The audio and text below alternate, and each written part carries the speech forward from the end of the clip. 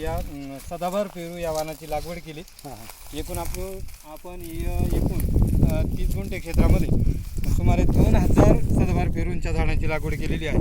तर ह्या 2 झाडांच्या अल्ट्रा हाय डेन्सिटीच्या पद्धतीनं आपण अति घनदाट 7.5 बाय 2 फूट अंतरावर 2000 रोपांची लागवड केलेली आहे.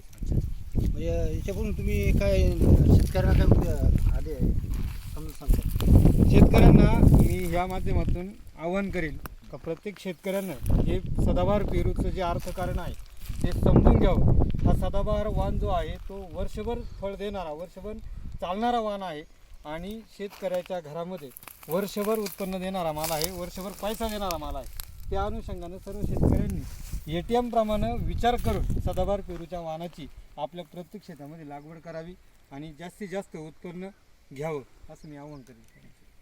बरं, त्याच्यामध्ये तुम्ही काय केलं पहिले, याच्या अगोदर काय केलं? त्याच्या अगोदर हे ऊसाचं क्षेत्र होतं सर. गेल्या वर्षी आपण ऊसाचं पीक काढून सोयाबीन काढली आणि सोयाबीन नंतर साधारणपणे नोव्हेंबरमध्ये आपण याच्यामध्ये सदाबहार पेरूची लागवड केली. ऊस काढून पेरूचा निर्णय काय घेतला तुम्ही? ऊसाचा अर्थकारणाचा जर विचार केला तर ऊसाचं साधारण माझं 30 गुंठ्यामध्ये 30 टन ऊस जात होता सर. परंतु त्या तुलनेत आपण सदाबहार वाणाचा जर विचार केला तर 1 एकरमधून साधारण